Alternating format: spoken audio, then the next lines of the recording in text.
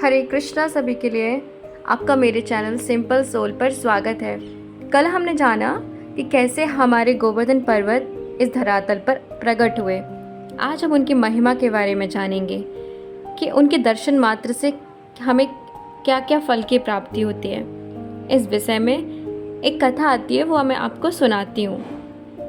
गौतमी गंगा मतलब गोदावरी के तट पर विजय नाम से प्रसिद्ध एक ब्राह्मण रहता था। वह अपना ऋण वसूल करने के लिए पापनाशनी मथुरापुरी में आया।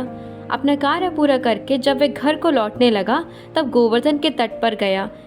वहाँ उसने एक गोल पत्थर ले लिया। धीरे धीरे वन प्रांत में होता हुआ जब वह ब्रजमंडल से बाहर निकल गया तब उसे अपने सामने से आता हुआ एक घोर राक्षस दिखाई दिया। उसका मुंह उसकी छाती में था। उसके 3 पैर और 6 भुजाएं थीं, परंतु हाथ 3 ही थे। ऊँट बहुत ही मोटे और नाक 1 हाथ ऊंची थी। उसकी 7 हाथ लंबी जीभ लपलपा रही थी। रोएं कांटों के समान थी। उसकी बड़ी बड़ी और लाल आंखें थीं। वह राक्षस बहुत भूखा था, अतः घुर्र शब्द करता हुआ वहां खड़े हुए ब्राह्मण के सामने आया। ब्राह्मण ने गिरिराज के पत्थर से उस राक्षस को मारा। गिरिराज की शिला का स्पर्श होते ही वह राक्षस शरीर छोड़कर श्याम सुंदर रूपधारी हो गया। उसके विशाल नेत्र प्रफुल्ल कमलपत्र के समान शोभा पाने लगे। बनमाला, पीतांबर, मुकुट, कुंडलों से उसकी बड़ी शोभा होने लगी। इस प्रकार दिव्य रूपधारी होकर उसने दोनों हाथ जोड़कर ब्राह्मण देवता को बारंबार प्रणाम किया।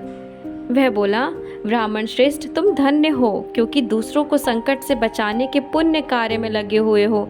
महामते, आज तुमने मुझे राक्षस की योनि से छुटकारा दिला दिया।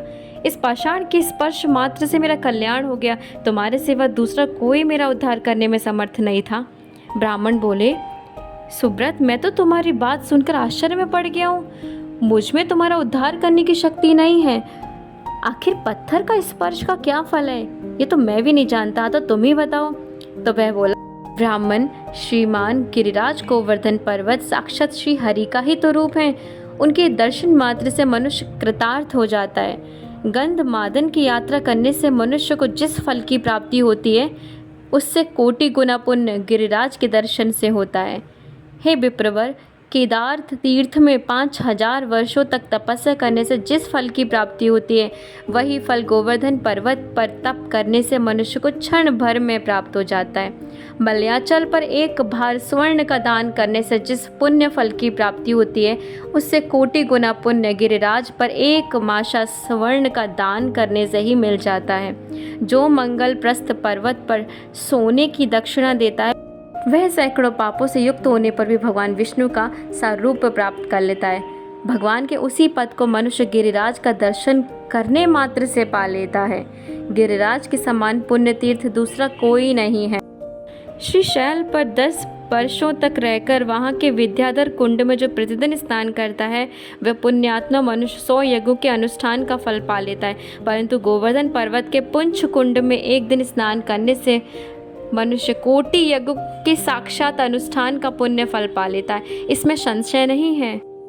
हमारे गोवर्धन पर्वत पर जो मानसी गंगा है उनमें डुबकी लगाने की सम्मानिता करने वाले सहस्त्रों अश्वमेघ यज्ञ तथा सैकड़ों राजसूय यज्ञ भी नहीं है। विप्रवर, आपने साक्षात गिरिराज का दर्शन, स्पर्श तथा वहाँ स्नान किया है, अतः इस भूतल पर आपसे बढ़कर दूसरा कोई नहीं है। यदि आपको विश्वास ना हो तो मेरी ओर देखिए। मैं बहुत बड़ा महापातकी था, किंतु गोवर्धन की शिला का स्पर्श होने मात्र से मैंने भगवान श्री कृष्ण का सारूप प्राप्त कर लिया। सिद्ध की ये बात सुनकर ब्राह्मण को बड़ा आश्चर्य हुआ। गिरिराज के प्रभाव को जानकर उसने सिद्ध से प्रश्न पूछा। ब्राह्मण ने पूछा, इस समय तो तुम साक्षात दिव्य रूपधारी दिखाई देते हो, परंतु पूर्व जन्म में तुम कौन थे और तुमने कौन सा पाप किया था? तो वो कहता है, मैं एक धनी वैश्य था। अत्यंत समृद्ध वैश्य बालक होने के कारण मुझे बचपन से ही जुआ खेलने की आदत पड़ गई थी। धूर्तों और जुआरियों के गोष्ठी में मैं सबसे चतुर समझा जाता था। आगे चलकर मैं वैश्याओं में आसक्त हो गया। कुपथ पर चलने और मदिरा के मत से उन्मत्त हो रहने लगा। ब्राह्मण, इस कारण मुझे अपने माता पिता और पत्नी की ओर से बड़ी फटकार मिलने लगी। एक दिन मैंने माँ बाप को तो जहर देकर मार डाला और पत्नी को साथ लेकर कहीं जाने के बहाने निकला और रास्ते में मैंने तलवार से उसकी हत्या कर दी। इसी तरह उन सबके धन को हत्या मैंने उन वैश्याओं के साथ दक्षिण दिशा में चला गया। ये है मेरी दुष्टता का परिचय।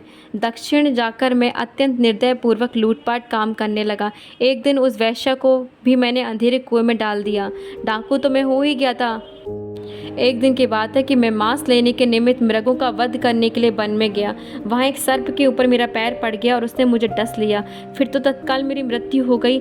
यमराज के भयंकर दूतों ने आकर मुझे दुष्ट और महापातकी को भयानक मुद्गरों से पीट पीट कर बांधा और नरक में पहुंचा दिया। मुझे महादुष्ट मानकर कुंभी पाक में डाला गया और वहाँ एक मनवंतर तक रहना पड़ा। तत्पश्चात तप्त सूरमी नामक नरक में मुझे एक कल्प तक महान दुख भोगना पड़ा। इस तरह 84 लाख नरकों में से प्रत्येक अलग अलग यमराज की इच्छा से मैं एक एक वर्ष तक पड़ा था और निकलता रहता। तदंतर भारतवर्ष में कर्म वासना के अनुसार मेरे 10 बार तो सूअर की योनि में जन्म हुआ और 100 बार व्याघ्र की योनि में, फिर 100 जन्मों तक ऊँट और उतने ही जन्मों तक मैं भैंसा हुआ। इसके बाद 1 सहस्त्र जन्म तक मुझे सर्प की योनि में रहना पड़ा। फिर कुछ दुष्ट मनुष्यों ने मिलकर मुझे मार डाला। विप्रवर, इस तरह 10,000 वर्ष बीतने पर जल शून्य विपिन में मैं ऐसा विकराल और महाखल राक्षस हुआ जैसा कि तुमने अभी अभी देखा है। एक दिन किसी शूद्र के शरीर में आविष्ट होकर ब्रज में गया। वहाँ वृंदावन के निकटवर्ती यमुना के सुंदर तट से हाथ में छड़ी लिए हुए कुछ श्याम वर्ण वाले श्री कृष्ण के पार्षद उठे और मुझे पीटने लगे। उनके द्वारा तिरस्कृत होकर मैं ब्रज भूमि से इधर भाग आया। तब से बहुत दिनों तक मैं भूखा रहा और तुम्हें खा जाने के लिए आया। इतने में ही तुमने मुझे गिरिराज के पत्थर से मार दिया। मुने, मुझ पर साक्षात श्री कृष्ण की कृपा हो गई जिससे मेरा कल्याण हो गया। इस प्रकार वह ये कह ही रहा था कि गोलोक से एक विशाल रथ उतरा। वह सहस्त्रों सूर्य के समान तेजस्वी था और उसमें 10,000 घोड़े जुते हुए थे। उससे हजारों पहियों की चलने की ध्वनि होती थी। लाखों पार्षद उसकी शोभा बढ़ा रहे थे। देखते ही देखते वो सिद्ध को लेने के लिए जब वह रथ नीचे आया तब ब्राह्मण और सिद्ध दोनों ने उस दिव्य रथ को नमस्कार किया। तदंतर वह सिद्ध उस रथ पर आरूढ़ हो, देखते ही देखते वह रथ नीचे आता है और सिद्ध को अपने साथ लेकर चला जाता है।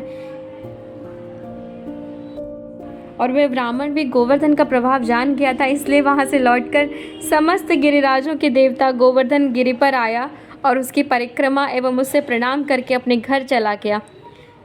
नारद मुनि कहते हैं, इस प्रकार ये जो चरित्र है, ये जो भी सुनेगा, पापी मनुष्य भी इसका श्रवण करके स्वप्न में कभी प्रचंड यमराज का दर्शन नहीं करेगा। जो मनुष्य गिरिराज के यश से परिपूर्ण गोपराज श्री कृष्ण की नूतन केली के रहस्य को सुनता है, वह देवराज इंद्र की भांति इस लोक में सुख भोगता है और नंदराज के समान परलोक में शांति का अनुभव होता है। बोलिए गिरिराज गोवर्धन महाराज की जय। हरे कृष्णा कृष्ण कृष्ण हरे हरे, हरे राम राम राम हरे हरे। अगर आपको ये कहानी अच्छी लगी हो तो please like, share and subscribe and don't forget to comment ज़रूर किया करिए। हरे कृष्णा।